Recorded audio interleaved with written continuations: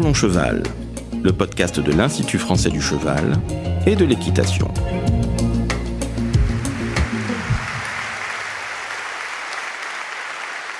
Les écuyers du Cadre Noir de Saumur perpétuent la pratique des airs relevés et sauts d'école. 3 d'entre eux sont encore aujourd'hui présentés à Saumur, la courbette, la croupade et la cabriole. La courbette est une sorte de cabré stylisé propre à Saumur, à l'indication des aides de l'écuyer, à partir de la mobilisation piaffée spécifique du sauteur, dans un équilibre sur les hanches, le cheval élève son avant-main en prenant appui sur ses postérieurs. Bonjour, je suis Laurent Vigneault de l'Institut français du cheval et de l'équitation. Aujourd'hui, on vous parle du cadre noir et plus particulièrement de son fonctionnement. Et pour ça, je reçois Thibaut Valette, écuyer en chef du cadre noir. Bonjour Thibaut. Bonjour Laurent. Alors Thibaut, vous êtes militaire au grade de colonel, écuyer en chef depuis 2021 à Saumur et écuyer au cadre noir depuis 2009. Et vous avez un palmarès tout à fait notable puisque vous êtes médaille d'or aux Jeux Olympiques de Rio en 2016 en concours complet. Donc on va aborder les moyens humains et équestres du cadre noir, comment cela fonctionne, le nombre de chevaux, comment ces chevaux sont recrutés. Sur le site de Saumur, on a 282 chevaux, c'est-à-dire qu'on est contraint par des effectifs qui sont constants, c'est normal. On a 280 chevaux qui remplissent toutes les missions du cadre noir, c'est-à-dire que là-dedans, on a des chevaux qui vont faire les galas, on a une quarantaine de sauteurs par exemple, toutes générations confondues, donc des chevaux qui ne sont pas du tout prêts pour faire les galas, mais du 3 ans qui est acheté jusqu'au cheval qui fait les galas, une quarantaine de sauteurs, une quarantaine de manèges, de chevaux qui vont faire la reprise de manège dans les galas. Dans ces 282 chevaux, on a des chevaux de sport pour la pratique de la compétition. Dans ces 282 chevaux, on a des chevaux de formation pour les élèves qui vont apprendre le métier d'enseignant ou qui vont passer les diplômes d'enseignement. Donc 282 chevaux. On est à peu près à un renouvellement d'une dizaine de % par an, c'est-à-dire qu'en gros, en moyenne, on va en réformer, c'est-à-dire qu'on va en mettre à la retraite une trentaine par an et en acheter une trentaine par an. Sauf exception, les chevaux sont achetés dans leur année de 3 ans. Débourrés ou pas débourrés. Souvent, on essaye quand même de pouvoir avoir des chevaux débourrés parce que ça permet de les essayer monter. Et donc, c'est quand même plus facile de se rendre compte de ce que peut devenir un cheval en étant dessus plutôt que de ne le voir qu'en liberté et qu'il n'a jamais eu la selle. Mais ça peut arriver que parfois, les chevaux ne soient pas débourrés. Et puis, les chevaux vont rester dans la maison, je dirais, jusqu'à leur mise à la retraite. Cette mise à la retraite, elle peut arriver à 18, 19 ans. Elle peut arriver plus tôt si un cheval est blessé. Mais on s'engage et il y a une personne qui s'occupe de ça, à assurer à chaque cheval une retraite heureuse. C'est-à-dire que on a une personne qui s'occupe de trouver un lieu de retraite pour chaque cheval qui va quitter le site. Alors, ce qui est intéressant chez nous, et ce qui est une richesse aussi et une chance folle chez nous, c'est qu'en fait, il y a plein de métiers différents pour les chevaux. Un cheval va être acheté avec, a priori, un métier prédéterminé, c'est-à-dire qu'on va, sur les 30 chevaux, on va dire cette année, j'ai besoin de 5 sauteurs ou 7 sauteurs. Et puis, si on se rend compte que le cheval n'est pas vraiment fait pour ça, eh bien, il va continuer d'être travaillé et puis il va pouvoir aller faire de la formation avec les élèves.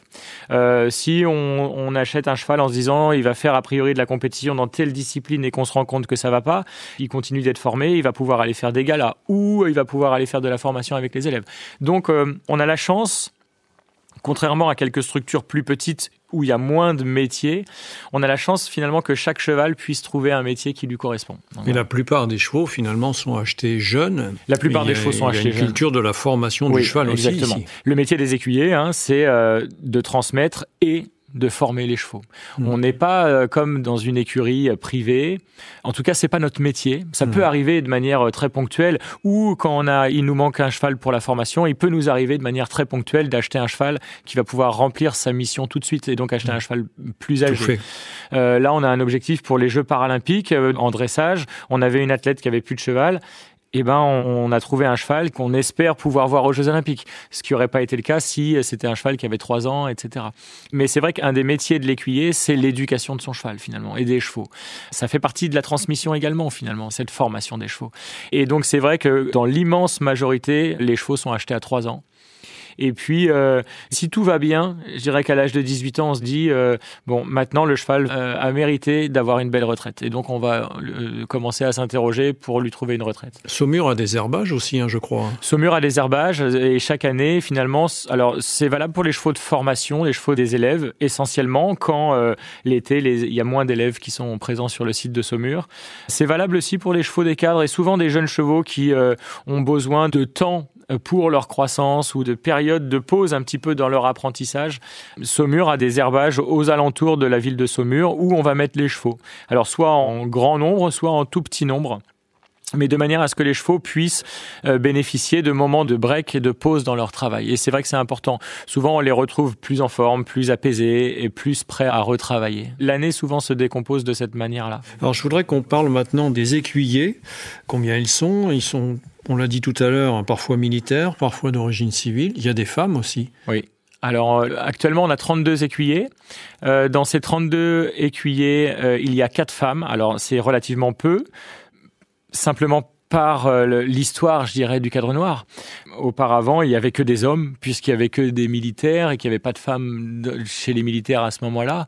La première femme, elle est arrivée en 1983, c'est Florence Labran, première femme. En tout, il y a eu 6 femmes qui ont été écuyées au cadre noir. On en a 4 actuellement. Les 4 femmes écuyées, on a 3 écuyers civils et 1 militaire. Et puis en tout, sur les 32 écuyers, il y a 7 militaires. Donc voilà, je dirais que c'est pas un quota qui est forcément très fixe, mais je dirais que c'est le résultat de l'histoire finalement qui fait qu'il y a encore une tradition militaire quelque part. L'écuyer en chef, pour l'instant, est militaire et a toujours été militaire ou quasiment toujours été militaire parce que c'est la tradition militaire de la création du cadre noir qui fait que c'est comme ça. Que ce soit les écuyers civils ou les écuyers militaires font le même travail finalement. Les écuyers civils dépendent du ministère Jeunesse et Sport. Les écuyers militaires sont détachés du ministère des Armées vers l'Institut français du cheval et de l'équitation pour des périodes qui sont moins longues. C'est-à-dire que si on parle un petit peu du recrutement des écuyers, les écuyers civils sont recrutés sur concours, les écuyers militaires sont mutés. C'est-à-dire qu'un militaire dans les armées va de garnison en garnison et muté à différentes périodes de sa vie professionnelle.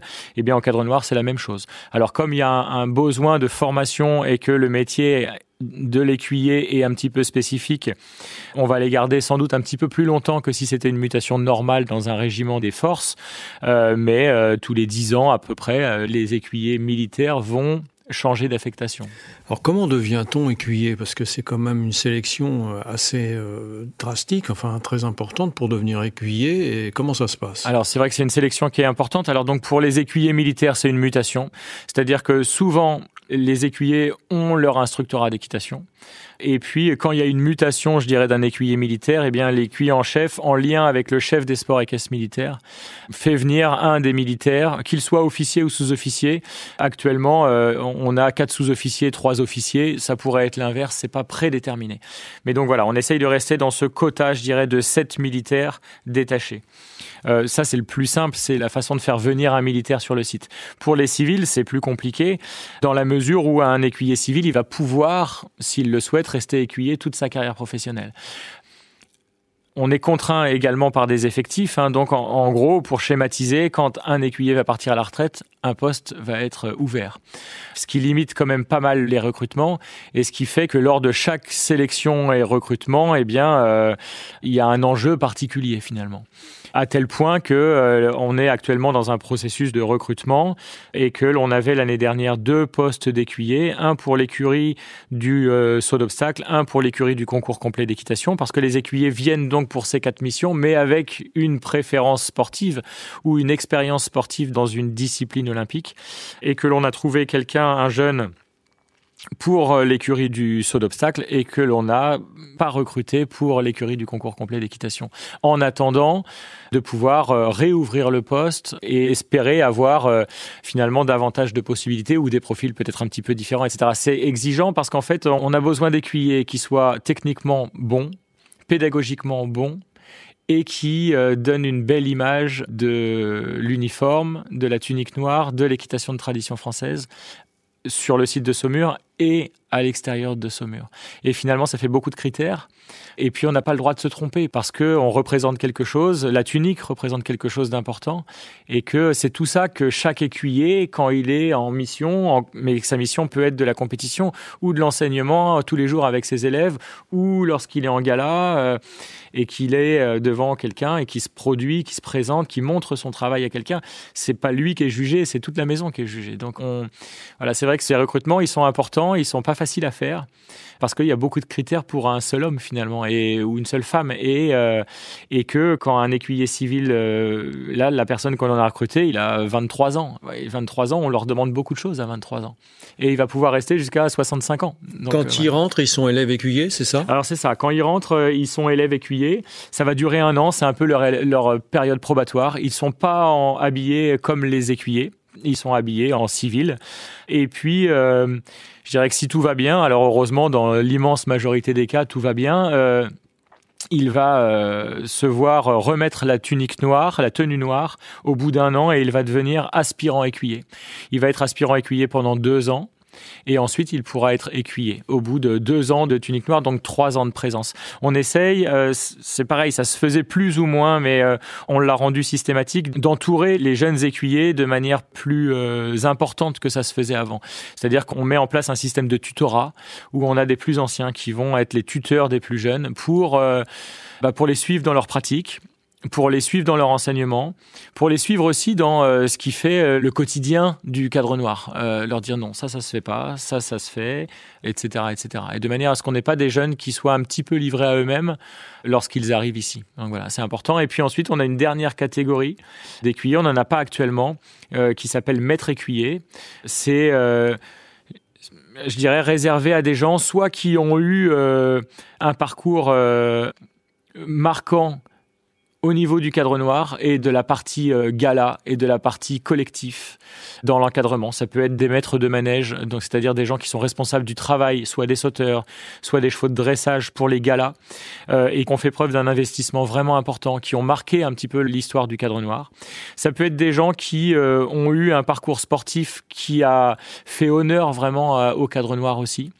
Voilà, et c'est en tout cas des gens qui sont reconnus par les autres écuyers, par le groupe des écuyers, pour leur investissement, pour leur connaissance, je dirais, qui seraient un petit peu les fils conducteurs, ou en tout cas les repères. Voilà. Mais actuellement, on n'a pas de maître écuyer. Alors justement, au-delà des maîtres écuyers, il y a quelques écuyers connus qui se sont illustrés. On peut citer quelques noms de... Oui, alors il y a des grands noms, de grands maîtres qui, alors soit par leur pratique, soit par leurs écrits, ont marqué finalement l'histoire du cadre noir. On a le général Lotte qui est resté célèbre, qui était dans les années 1820, qui sont restés célèbres. Il est l'auteur de la célèbre phrase « calme en avant et droit » qui est inscrite dans le manège des sauteurs. Donc c'est vrai que ce sont des gens qui ont marqué l'histoire du cadre noir. Il y a le Comte d'Or, il y a De Carpentry, tout ça, ce sont des gens qui finalement, soit par leur pratique, soit par ce qu'ils ont laissé comme message ou comme enseignement, et c'est là où la transmission finalement est importante, et c'est là où on se rend compte que cette transmission, elle n'existe pas depuis 5 ans ou 10 ans, elle existe depuis plusieurs décennies, plusieurs siècles même. Ce sont des gens qui sont restés des figures marquantes, emblématiques du cadre noir. Alors sans doute que l'époque était aussi propice à ça, mais c'est vrai que c'est à ce moment-là que finalement l'équitation telle qu'on la connaît un peu aujourd'hui s'est construite aussi. Et donc ces gens-là ont marqué l'histoire du cadre noir et on est toujours vous voyez, cette phrase « calme en avant droit », on l'a sous les yeux tous les jours quand on travaille. Et pourtant elle date d'il y a plusieurs siècles.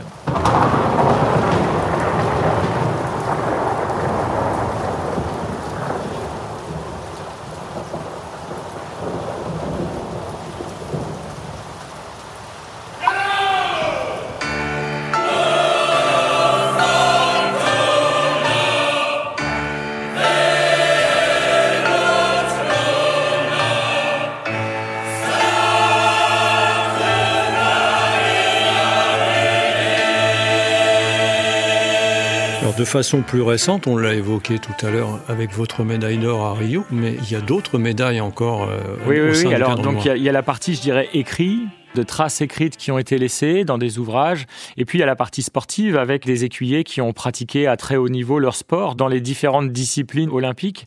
Et ça existe depuis toujours également. Donc, on a eu des Le Sage, on a eu des Le Goff qui ont participé à des championnats d'Europe, des championnats du monde, des Jeux olympiques avec succès. On a eu des Le Roland qui ont marqué aussi leur période de manière assez récente dans la discipline du dressage, qui montait avec énormément de légèreté, de fluidité, de facilité, et qui représentaient l'équitation de tradition française dans leur pratique. Et c'est ça aussi qui est important, de se dire, oui, le sport de haut niveau, mais pas à n'importe quel prix. On a la chance de pratiquer un sport dans notre tenue, finalement, dans notre uniforme. Il y a peu de sports qui se pratiquent avec une tenue spécifique. Et ces gens-là, à travers leur pratique, et Le Roland, il a laissé l'image de quelqu'un qui pratiquait son sport avec une décontraction et une légèreté de la part de son cheval qui, aujourd'hui, encore suscite l'admiration. Donc c'est ça qui est important aussi. Et puis très récemment, on a des écuyers qui sont actuellement encore en activité au concours complet, qui ont participé aux Jeux Olympiques. On a Didier Denain, on a Didier Courrèges qui est parti à la retraite il y a très peu de temps, on a Arnaud Boiteau qui est champion olympique à Athènes, on a Pauline Basquin dans l'écurie du dressage qui a fait les championnats du monde, les championnats d'Europe, qui on espère va participer aux Jeux Olympiques de Paris dans la discipline du dressage. Donc de tout temps, on a eu des écuyers présents, des tuniques présentes sur des grosses compétitions, sur des sélections en équipe de France, sur des podiums de championnat. Et je crois que c'est pas le succès d'un tel ou d'un tel, c'est le résultat d'une richesse humaine, finalement, et d'une transmission qui se fait depuis 200 ans et de 32 personnes ultra spécialistes de leur domaine dans des conditions qui sont propices puisqu'on a le temps finalement de pouvoir former nos chevaux. Donc voilà, donc tout ça, ça fait que finalement on a des écuyers qui, oui, sont présents sur le plan sportif ou sur le plan de la pratique en tout cas, qui sont performants et c'est ce qui fait aussi la valeur finalement d'une maison comme celle-ci. Oui. Alors je voudrais qu'on revienne sur un point qu'on a évoqué tout à l'heure et qu'on évoque constamment dans notre échange aussi, au niveau de l'équitation de tradition française, c'est cette inscription sur la liste à l'UNESCO.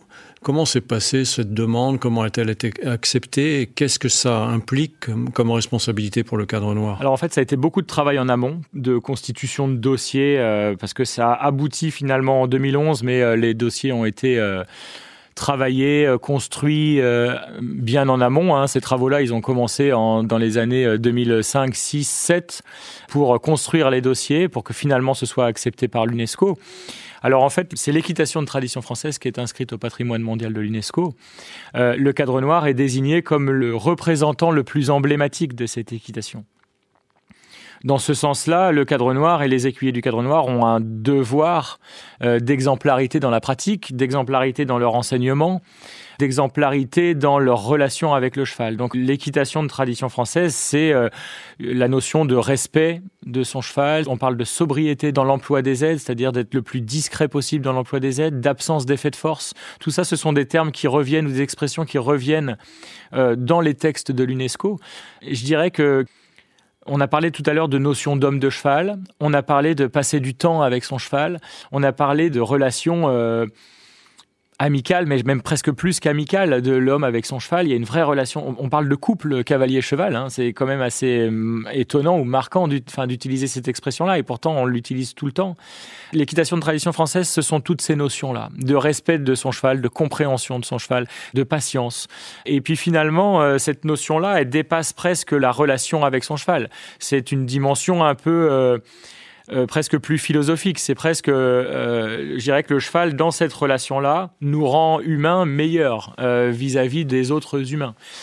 Cette notion de respect, elle va s'élargir et puis elle va dépasser finalement le cadre homme-cheval ou cheval-homme. Elle va, je dirais, se diffuser dans la relation humain-humain. Et c'est une notion de respect d'autrui, tout simplement, qui fait qu'on n'est pas tout seul et que chacun travaille pour le bien de l'autre également. Et je crois que c'est tout ça qui est important finalement, c'est l'attention à l'autre. Donc on a vu au cours de nos échanges cette place toujours prépondérante du Cadre Noir dans son époque, toujours dans cette modernité autour de l'équitation française. Comment peut-on imaginer le futur du Cadre Noir? Alors il y a plein de belles choses à imaginer. Alors le futur du Cadre Noir, ce que l'on souhaite, nous, aujourd'hui, c'est surtout de faire en sorte que le cheval reste au centre. des différentes missions du Cadre Noir. Alors ça peut paraître quelque chose de normal, mais malgré tout, c'est quelque chose auquel on doit être vigilant, on doit faire attention. On a besoin de conserver des chevaux en quantité, en qualité. On a besoin de continuer de travailler avec les chevaux et non pas que les chevaux soient au service de l'humain, je dirais. Ça, c'est quelque chose de primordial. Et puis, ensuite, nous, ce que l'on souhaite, c'est de pouvoir faire rayonner toujours plus le Cadre Noir. Donc, on a plein de beaux projets dans toutes les missions du Cadre Noir. Dans la mission de la formation, on a pour projet de pouvoir travailler davantage avec l'international, par exemple. Il y a eu, il y a quelques années, une formation réservée à un public étranger ici sur le site de Saumur. C'est quelque chose qu'on aimerait remettre en place. Dans le domaine de la formation toujours, on a des échanges de plus en plus fréquents avec des pays étrangers qui souhaitent profiter de formations ponctuelles pour les cadres de leur fédération. Tout ça, ça nous permettrait de faire rayonner le Cadre Noir, l'équitation de tradition française dans d'autres pays, que l'on puisse parler du Cadre Noir et que l'on puisse faire connaître le Cadre Noir et que l'enseignement et l'état d'esprit de l'équitation de tradition française puissent être diffusés à l'étranger. Ça, c'est pour la partie formation.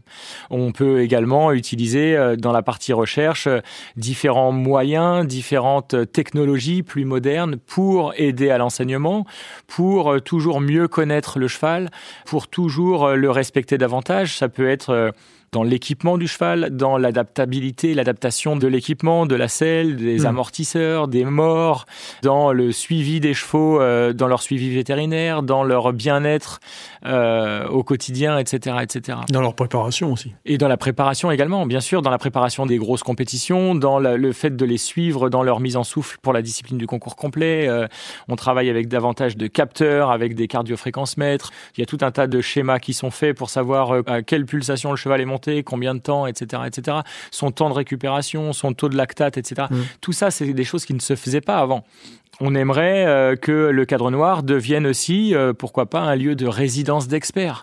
Si le Cadre Noir est un lieu d'ultra spécialistes, on aimerait que des spécialistes du domaine du cheval viennent se former chez nous pendant des périodes données, un peu comme la Villa Médicis, qui puisse être présent et que finalement le lieu du Cadre Noir devienne une résidence d'experts pour des spécialistes de la pratique de l'équitation ou de l'enseignement de l'équitation.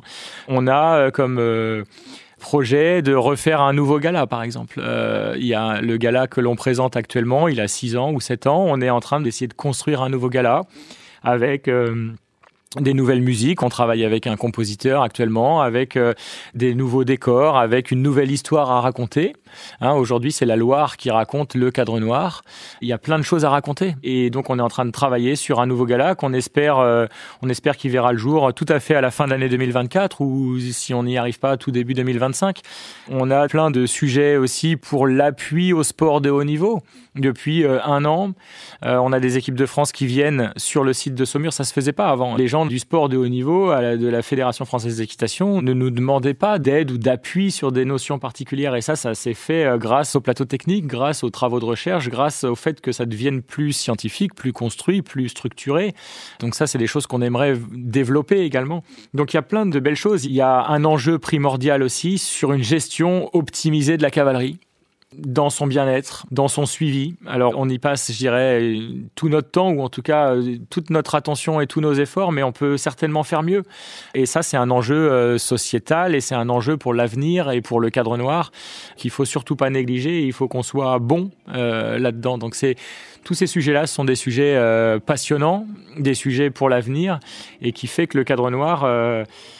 comme il était moderne en 1815 et moderne aujourd'hui et qu'il a été moderne finalement avec les préoccupations de chacune de ces époques. En 1815, c'était préparer les gens et les chevaux pour la guerre. Et ensuite, ça a été pour le sport. Et bien maintenant, c'est la continuité de tout ça. C'est l'enseignement des stagiaires, c'est le bien-être du cheval, c'est continuer d'aider pour le sport de haut niveau, etc., etc. Mais le Cadre Noir, dans son époque, finalement, reste moderne. Et ce qui est intéressant, c'est qu'il y a toujours plein de choses à faire là-dedans. On arrive à la fin de cet entretien et on rappelle qu'un certain nombre de liens sont précisés dans le podcast pour retrouver les documents qui ont été évoqués, notamment les ouvrages sur les passeurs, ce document sur l'UNESCO et puis un certain nombre d'autres points qu'on a évoqués. Merci Thibaut. Merci Laurent. Si vous souhaitez en savoir plus sur le sujet, rendez-vous dans la description du podcast où vous trouverez des liens utiles sur notre site equipedia.ifce.fr. Vous pouvez aussi nous rejoindre sur notre groupe Facebook Equipedia Science et Innovation Equine pour plus de contenu. Pour ne manquer aucun épisode, abonnez-vous, partagez, commentez et n'hésitez pas à laisser 5 étoiles sur Apple Podcasts et Spotify. À très vite pour un nouvel épisode.